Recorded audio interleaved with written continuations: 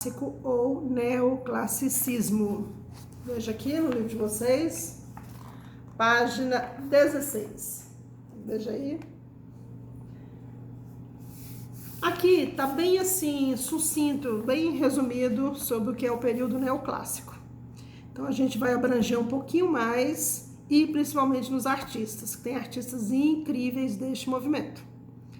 Então o neoclassicismo, ele pega os aspectos conceituais dele. Quando que acontece? Acontece nas duas últimas décadas do século XVIII e nas primeiras décadas do século XIX. Então são 50 anos de quê? De arte neoclássica. O reviver dos primórdios da arte clássica greco-romana. Então, a arte é igual moda, vai e volta. Agora é um período novo. E agora vamos voltar àquela época. Então, isso acontece também na arte, não é só na moda, não. Então, moda, nem sempre a gente pode jogar as roupas fora, né? A gente guarda, depois usa novamente. E assim também é a arte, as artes plásticas, a arquitetura, a pintura, a escultura. Então, na arquitetura aconteceu também? Aconteceu. O que aconteceu? Eles voltam a fazer aqueles frontões. O que são os frontões na arte? Lembra lá daqueles palácios gregos que tinha em cima a forma triangular, depois as colunas embaixo? Isso é o frontão. Esse triângulo na arquitetura chama-se frontão, que tem a forma o quê? Triangular. Que dentro da arquitetura é uma forma muito usada porque ela dá um embasamento e equilíbrio à construção. Então, eles voltam no neoclassicismo a esse frontão? Sim. E volta também ao quê? Aos arcos. Então, tem as colunas e tem os arcos. Então, vem a coluna aqui, às vezes dórica, às vezes jônica, às vezes coríntia. E tem os arcos. Vocês vão ver aqui nas próprias pinturas, eles fazem essa arquitetura. Então, vamos lá, continuando. É também chamado de academicismo. Por que academicismo? Porque a arte voltou a ser ensinada nas academias de arte. Não existia por aqui, mas existia muito lá, né? Inclusive, depois a gente vai ver lá no Brasil, no Rio de Janeiro, a Academia de Belas Artes é totalmente clássica. Então, já é um novo neoclássico, né? O neoclássico já diz novo, né, gente? Neo significa novo, classicismo, aquela pintura bem acadêmica. O que mais que ela volta? Ela volta a fazer aquela pintura com contorno. Aconteceu lá no Renascimento? Aconteceu. Com quem? Sandro Botticelli. Quando Leonardo tirava os contornos, Sandro Botticelli colocava os contornos. O que é o contorno? É você fazer uma linha de contorno no rosto, no nariz, nos olhos, na boca. Então, isso era o contorno, justamente para separar uma coisa da outra. Então, esse contorno volta novamente. Ele era importante? Bastante. Muitas pessoas ainda usam esse contorno de formas modernas, porém usam contorno. O que mais que volta esse academicismo? Volta a perspectiva, volta ao Renascimento e à arte greco-romana. O Renascimento, gente, não foi baseado na arte greco-romana? Então, o neoclassicismo volta também a este renascimento, esse renascer, né? Renascimento significa renascer, renascer do homem. Continuando. Só que, neste período, estava acontecendo o que na França? A Revolução Francesa. Quando acontece essa Revolução Francesa, ela interfere nessa arte? Totalmente. Bom, os artistas dessa época, eles pintavam a Revolução Francesa, eles retratavam essa Revolução Francesa. E um deles, quem foi? Jacques Louis David. Tá aqui. Olha a arquitetura neste quadro. Veja os arcos, as colunas. E isso aqui é uma cena de quê, gente? De luta. Aí a gente vai analisar. Isso aqui é o juramento dos Horácios. Horácio é a família Horácio. Então os filhos estão fazendo um juramento juntamente com os pais, com o pai. Veja. E aqui tem análise das mulheres? Tem também. Veja. Mulher naquela época era extremamente submissa, né? Mesmo mãe, as filhas, as mulheres tinham uma outra conotação dentro da sociedade. Então, gente, quando ele faz isso, veja o equilíbrio das pernas. Se eu traçar uma linha aqui, ó, eu vejo o quê? Um triângulo, ó. Lá, isso aqui é base da arte renascentista e grega também. Então, o juramento dos Horácios configura um quadro em que os filhos fazem o juramento com o pai, porque vão para onde? Para a guerra, para a revolução. Vou mostrar um outro quadro aqui para vocês. Ó. Tá representando também cenas de quê? De guerra. Cenas históricas de guerra. Veja, muita gente, né? Para ser pintada. Vou colocar mais pertinho aqui para vocês verem. Tirar o brilho.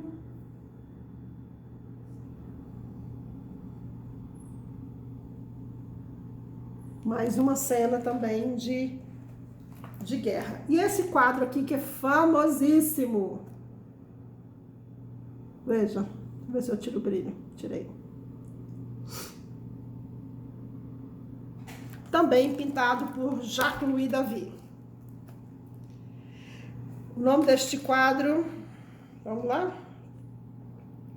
Em cima é o Rapto das Sabinas, né? Tá no Museu do Louvre. E aqui embaixo o assassinato de Marat. Está em Bruxelas. Esse quadro aqui, gente, ele tem várias releituras. Uma delas foi feita por Vic Muniz, aquele artista brasileiro, em que ele faz isso aqui todo com o quê? Com mosaico. Mosaico com peças de lixo. Então ele faz tudo isso aqui. O cara não, o cara é verdadeiro. O restante ele coloca no mosaico. Bem bacana, bem bonito. E aqui o rapto das Sabinas. Ó, as mulheres aqui estão aqui raptando essas mulheres. Então, é muito usado nos temas da Revolução. Um outro quadro bem famoso que eu não encontrei aqui em meus livros, desculpa, essa tosse, foi um quadro pintado, que é a representação de Napoleão. Napoleão era um homem bem pequenininho e eles representaram este homem como em um cavalo enorme branco, como um príncipe, e colocou Napoleão. Quem pintou esse quadro foi Jacques-Louis David também. Então, ele pintava cenas da Revolução, ele ficou extremamente envolvido na Revolução, só que depois, pelo próprio talento dele, de pintar multidão em guerra e tudo, Napoleão contrata ele. Então, ele vai pintar coisas do Império de Napoleão. Tem uma parte aqui bem bonita falando sobre este período. Vou ler para vocês. E como que ele pinta esse Napoleão? Como ele era muito pequeno, ele falou assim, me pinta de baixo para cima. Porque quando a gente pinta de baixo para cima, aumenta tudo, né? E o quadro, como ia ser colocado em uma sala no alto, ele pediu para que fosse pintado de baixo para cima para aumentar o tamanho dele. Com isso também o poder dele, que era um homem extremamente poderoso, né, gente? A gente sabe disso aí na história. Vou ler um pouquinho aqui para vocês sobre esse contexto histórico que é extremamente importante. Vamos lá.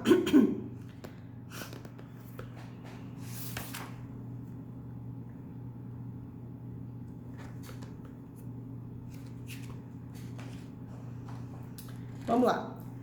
Esse quadro, Juramento dos Horácios. Este quadro de Davi celebra a arte, a vida e a moralidade da Roma antiga. A República Romana estava em guerra. A disputa devia ser resolvida por um combate moral entre 3 irmãos romanos, os Horácios, e 3 irmãos inimigos, os Curiácios. Davi mostra o momento dramático em que os Horácios juram diante do pai sua lealdade ao Estado, afirmando que estão prontos para morrer pela pátria. Mas a história apresenta um difícil dilema moral, pois os 2 irmãos Horácios é casado com uma irmã dos Curiácios. E uma irmã dos Horácios está noiva do irmão dos Curiácios. Eles irão escolher autossacrifício e lealdade à República acima dos laços familiares e das emoções pessoais. É o caso das mulheres aqui. Veja a tristeza delas. Por que tristeza? Porque era briga entre famílias. E uma delas defendia o Estado. Então, gente, isso aqui conta uma história. Então, é bem interessante. E aqui a gente vai vendo os detalhes. Tem uma parte que ele fala bem bacana aqui sobre Jacques-Louis David, um pouco sobre a biografia dele.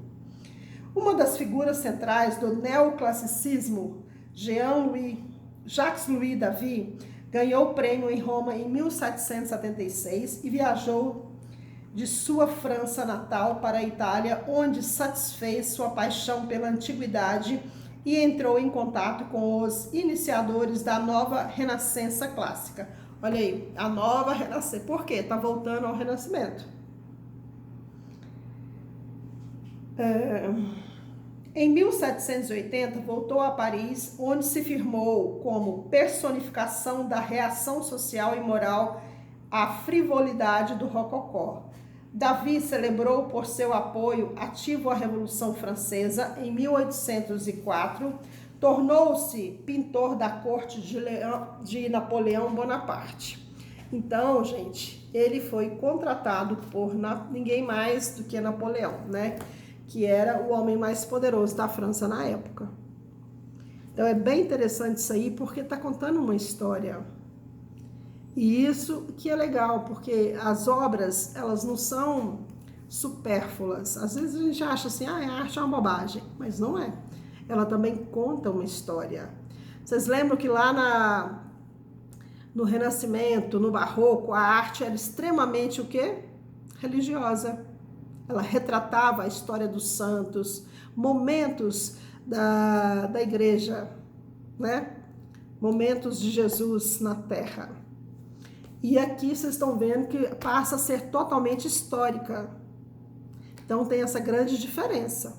Mas os primórdios da arte tá aí. E agora eu vou falar um pouquinho de um artista chamado Antonio Canova, italiano, porém ele fez parte dessa arte neoclássica. As obras dele são impressionantes em beleza, naquele mármore límpido, liso. Procurei meus livros aqui, obras dele, não consegui, mas na internet vocês vão ver coisas maravilhosas. Bom, agora eu vou continuar falando sobre Antonio Canova. Escultor, ele foi pintor, arquiteto, antiquário, italiano e mais lembrado pelas suas belas esculturas, que é a volta à arte clássica. Só que ele dá um certo movimento a essas obras, tá? Tem uma obra dele que se chama Psique, reanimada pelo beijo do amor. Quem que era o deus do amor? Eros. Então, ela está sentada em uma pedra com os braços assim, e vem Eros, segura os braços dela com asas e dá o beijo nela. Então, ela é reanimada pelo beijo do amor. E ela era muito invejada pela deusa Vênus. Então, a Psique é como se em uma feitiçaria perde os sentidos. E quem vem a reanimá-la é Eros. Então, gente, isso aí faz parte de quê? Da mitologia grega. Achei uma obra aqui dele.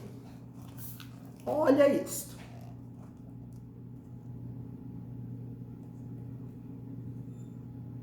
Vê se isso não é totalmente clássico, se não parece as esculturas gregas. O nome dele é Antônio Canova. Gostaria que vocês entrassem na internet para ver um pouco das obras dele. Tem uma que é impressionante. Vem um homem, faz parte também da mitologia grega, ele segura a perna dela e os dedos afundam na pele, faz exatamente isso aqui que eu tô fazendo no meu braço. Só que é no mármore. É de uma beleza impressionante.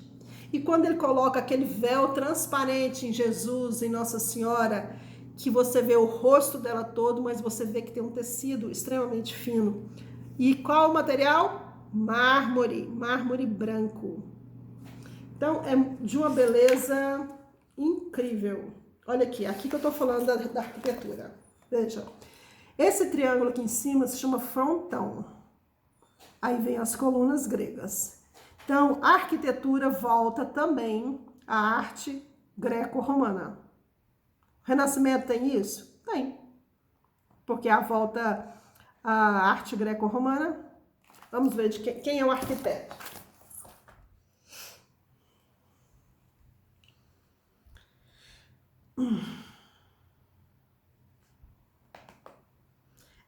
Essa obra aqui de arquitetura, olha, e as colunas, é porque aqui dá bem pertinho pra gente ver, ó. As colunas, isso aqui, ó, que define o estilo da coluna. Se ela é dórica, se ela é jônica, ou se ela é helênica ou coríntia. É o período de ascensão da arte grega, esse período coríntio. E aqui, gente, ó, tá cheio de esculturas. Isso aqui é considerado, é um Párteno, né? Porque o Párteno, lá nas montanhas de Atenas, né, na Grécia, ele é aquele prédio principal que está em ruínas, porém continua quase inteiro, né? E ele é o Párteno. E aqui também é o Párteno. Onde está? Em Paris. Aqui nós temos um prédio gigantesco chamado, olha, Carlton House Terrace. Que também, e nós temos o Capitólio, que fica em Washington. Lá na Casa Branca, onde tem o Capitólio, aquilo ali é totalmente neoclássico. Então, e tem vários países. Né? Nos Estados Unidos tem bastante. E nós temos também o portal de Brandenburg, em Berlim. Esse portal também é um neoclássico, veja aqui. Ó. E aqui, olha esse prédio. Totalmente neoclássico. Veja as colunas lá em cima. Aqui nós temos a coluna dórica e aqui nós temos a coríntia.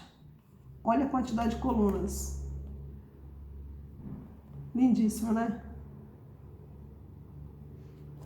Então, isso tem em vários lugares. E aqui está o Capitólio,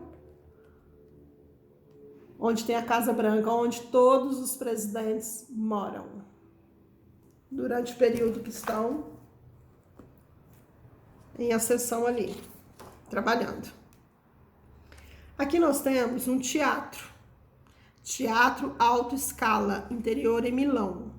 Veja isso, gente. Totalmente também neoclássico. E aqui ao lado nós temos o teatro na parte externa. Então nós temos a interna e a externa, olha. Essa aqui é a parte externa. Olha aqui a arquitetura. Esse é o teatro. E aqui a parte interna. Olha, todo... Por que é assim, gente? Arredondado. Para que ninguém ficasse na frente de ninguém. Que são os camarotes. Maravilhoso, né? Isso aí. Então, gente, esse Antônio Canova, eu gostaria que vocês olhassem as obras dele, para a gente entrar um pouquinho mais porque o livro é muito resumido, o livro de vocês. Tem só esse aqui, ó, até aqui. Para um período de 50 anos, é pouca coisa, né? Então, o principal pintor, quem foi? Jacques-Louis David. E escultor e arquiteto, nós temos aí o Antônio Canova. As principais coisas que ele fez são as esculturas, todas em mármore branco. De uma beleza sem fim. Olha o dedinho dessa mulher aqui. Olha os dedos encostados na cabeça e o dedinho solto. O mármore bem polido, os drapeados do tecido, e ela está em uma cadeira. A cadeira é real. Isso está no Museu do Louvre. Não, essa aqui está em Roma, Galeria Borghese. Paulina Borghese. Aí nós temos uma peça, olha aqui, vê se não é a volta àqueles vasos gregos, porém de outra cor, né? Porque os gregos eram pretos, marrons, ocres, e aqui é branco e azul. Então esse neoclassicismo é a volta da arte greco-romana, da arte renascentista. Tem exercício no livro de vocês? Vamos ver? É porque quando vai o exercício é sobre várias coisas.